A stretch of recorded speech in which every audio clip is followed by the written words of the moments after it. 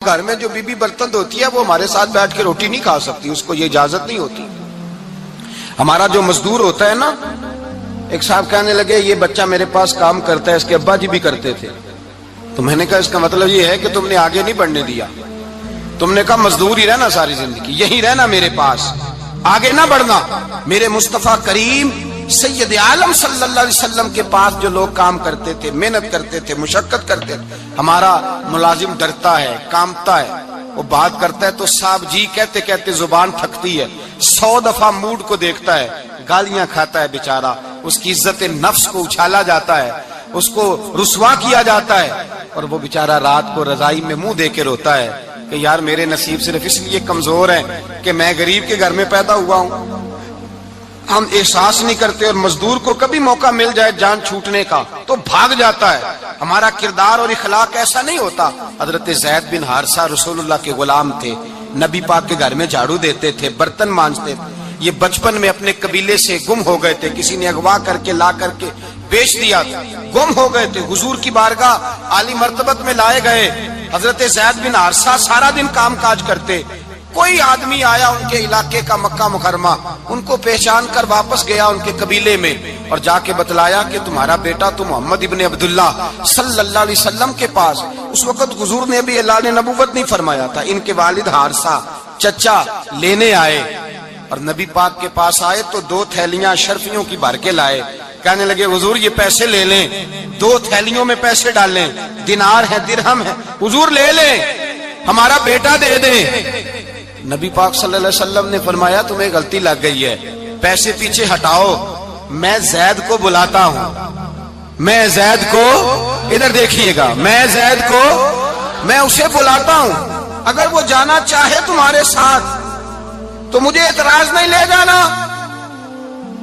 چچا اور باپ کہنے لگے آپ عجیب بات کرتے ہیں، وہ غلامی چھوڑ کے نہیں جائے گا، آپ عجیب بات کرتے ہیں، وہ مزدوری چھوڑ کے بادشاہی اختیار نہیں کرے گا، ہم کھاتے پیتے لوگ ہیں، اس کی ماں ترس گئی ہے اس کو ملنے کو، بہنیں روتی ہیں، وہ جائے گا نہیں۔ میرے حبیب نے فرمایا تم نے ابھی یہ ذائقہ چکھا نہیں، تمہیں اس کا پتہ نہیں، تو میں بلاتا ہوں، اگر جانا چاہے تو پیسوں کی ضرورت نہیں، لے جانا۔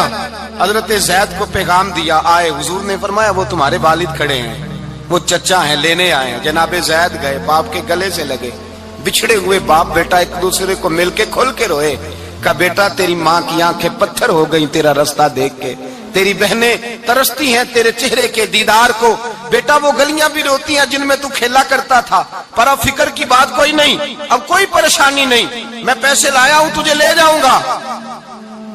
نبی پاک صلی اللہ علیہ وسلم نے دیکھا نا جب باپ بیٹے کی گفتگو ہو گئی، آنسو بہ گئے، بوجھ ہلکے ہو گئے، تو میرے کریم نے فرمایا زید اگر تم چچا کے ساتھ والد کے ساتھ جانا چاہو تو میری طرف سے اجازت ہے، تم جا سکتے ہو۔ یہ لفظ کہے تو جناب زید دوڑ کے حضور کے قدموں میں آ کے بیٹھ گئے، حضور کے قدموں میں بیٹھ گئے، اور گویا فاضل بریلوی علیہ رحمہ نقشہ بیان کرتے ہیں، کہنے لگے تیرے قدموں میں رہوں غیر کی ٹھوکر پہ نہ ڈال، میں جھڑکیاں کھاؤں کہاں چھوڑ کے صدقہ تیرا، اور تیرے قدموں میں جو ہے غیر کا منہ کیا دیکھے، کون نظروں پہ چڑھے دیکھ کے تلوا تیرا۔ کہنے لگے حضور میں نے نہیں جانا، میں یہیں رہوں گا۔ چچا اور باپ نے دیکھا تو کہنے لگے بیٹا تو غلامی چھوڑ کے نہیں جائے گا، تو ملازمت چھوڑ کے بادشاہی میں نہیں جائے گا۔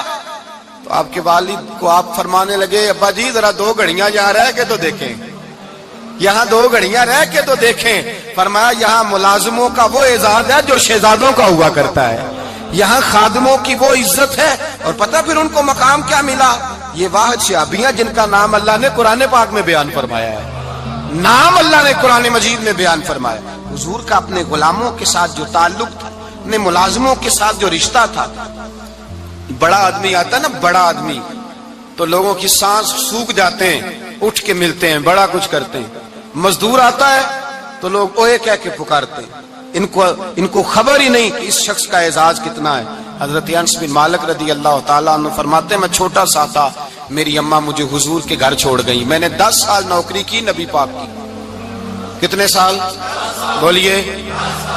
12ویں دن لوگ کہتے ہیں بس بھائی ختم ہو گیا، اب فرینکنس ہو گئی ہے، اب جو مرضی تیرے ساتھ کریں گے۔ 10 سال نوکری کی میں نے، لیکن جناب انس فرماتے ہیں نبی پاک نے کبھی مجھے اف تک بھی نہیں کہا تھا، اف تک بھی نہیں کہا تھا، اف تک بھی۔ حضور نے بھیجا جاؤ فلاں آدمی کو بلا کر کے لاؤ۔ حضرت انس بن مالک رضی اللہ تعالیٰ عنہ فرماتے میں بلانے گیا، بچہ تھا چھوٹا سا، رستے میں بچے کھیل رہے تھے تو میں ان کے ساتھ کھیلنے لگا، محو ہو گیا، مجھے پتہ ہی نہ چلا وقت کا۔ حضور نے جب مجھے بھیجا تو فرمایا جلدی جانا اور جلدی آنا۔ اب مجھے خبر ہی نہیں، بڑی دیر ہو گئی۔ حضور وہاں انتظار کر کر کے خود تشریف لائے۔ کہتے جب نبی پاک آئے تو میں بچوں کے ساتھ کھیل رہا تھا۔ حضور نے جب مجھے کھیلتے ہوئے دیکھا، میری اچانک نظر پڑی تو میرے ہوش اڑ گئے۔ حضور نے تو کہا تھا جلدی آنا، اور میں یہاں کھیلنے لگا، یہاں اتنا الجھا کہ مجھے خیال نہیں رہا کس کام آیا ہوں۔ حضرت انس فرماتے ہیں میں ڈرنے لگا، جیسے جیسے حضور قریب آتے میری ٹانگیں کانپتی۔ فرماتے ہیں جب نبی پاک قریب آئے تو قربان جاؤں معصوم آمنہ کے، فرماتے ہیں حضور نے میری گردن پہ تھپکی دی اور حضور نے ہنس کے فرمایا او بھائی لگتا ہے تو کھیل میں گم ہوا ہے تو تجھے یاد ہی نہیں رہا میں نے کس کام بھیجا تھا، تجھے یاد ہی نہیں رہا۔ کہ یا رسول اللہ صلی اللہ علیہ وسلم میں بھول گیا تھا، میں ابھی جاتا ہوں۔ کیا انداز ہے، کیا شفقت ہے، کیا رنگ ہے۔ حضور میں ابھی گیا اور ابھی آیا۔ نبی پاک نے فرمایا نہیں یار تو کھیل میں خود ہی چلا جاتا، تو کھیل یہاں میں خود جاتا۔ یہ اعزاز، یہ فضیلت، یہ درجہ کس نے ذروں کو اٹھایا اور صحرا کر دیا، یہ کس نے قطروں کو ملایا اور دریا کر دیا، یہ کس کی حکمت نے یتیموں کو کیا در یتیم اور غلاموں کو دنیا بھر کا مولا کر دیا، یہ کس نے اتنا۔ میرے بھائی مزدور کو حضور نے اعزاز دیا۔ نبی پاک اپنے ہاتھ سے کام کرنے والے کے ساتھ اس نے سلوک کرتے، محبت کرتے، پیار کرتے۔ ایک بوڑھی اماں تھی جو مسجد میں جھاڑو دینے کی مزدوری کرتی تھی۔ کیا کام کرتی تھی؟ دعا کریں اللہ ہم سب کو مسجد کی صفائی کی توفیق عطا فرمائے۔ بوڑھی اماں تھی، مسجد کی صفائی کرتی تھی، نوکری کرتی تھی، بیمار ہو گئی۔ بخاری شریف میں موجود ہے اللہ کے محبوب صلی اللہ علیہ وسلم روز تیمارداری کرنے جاتے۔ ایک وقت ایسا آیا کہ دن میں 2 مرتبہ حضور تیمارداری کرنے جاتے۔ ایک شام نبی پاک نے فرمایا اس کا انتقال ہو جائے تو مجھے اطلاع کرنا۔ صحابہ کہتے ہیں رات کے وقت ان کا انتقال ہوا، ٹھنڈ کا موسم تھا، ہم نے حضور کو تکلیف دینا مناسب نہ سمجھا، ہم نے دفن کر دیا۔ سویرے اللہ کے حبیب نے پوچھا تم نے مجھے اطلاع کیوں نہیں دی؟ حضور سردی بڑی تھی۔ کون جاتا ہے مزدوروں کے جنازوں میں؟ کون جاتا ہے مزدوروں کے جنازے میں؟ یہاں تو اب جنازے بھی سیاسی ہو گئے ہیں، اب تو کوئی بہت بڑا امیر آدمی فوت ہو جائے تو وہاں رش ہوتا ہے، وہاں رش ہوتا ہے، غریبوں کا تو جنازہ بھی کوئی نہیں پڑتا۔ حضرت جناب سیدنا ابو ہریرہ رضی اللہ تعالیٰ عنہ فرماتے ہیں حضور نے فرمایا مجھے اطلاع کیوں نہیں دی؟ تمہیں اس کے اعزاز کا نہیں پتا؟ وہ مزدور تھی، مسجد میں جھاڑو دیتی تھی، تم نے خبر ہی نہیں دی؟ حضور وصال ہو گیا، فرمایا چلو مجھے بتاؤ قبر کہاں ہے؟ حضور سارا کچھ جانتے ہیں لیکن یہ ساری تمہید اس لیے بیان کی کہ ایک مزدور کی شان واضح ہو جائے۔ فرمایا بتاؤ قبر کہاں ہے؟ صحابہ کہتے ہیں ہم قبر پہ لے گئے تو میرے نبی نے فرمایا صفے بناؤ میں دوبارہ جنازہ پڑھاؤں گا۔ میں دوبارہ جنازہ نہیں ہو سکتا، اس وقت ہو سکتا ہے جب وارث نے نہ پڑھاؤ، پھر دوسرا جنازہ جائز ہے۔ وارث نہ پڑھے تو اس سے پہلے 20 جنازے بھی ہو جائیں تو جب وارث پڑھ لے پھر دوسرا جنازہ نہیں ہو سکتا۔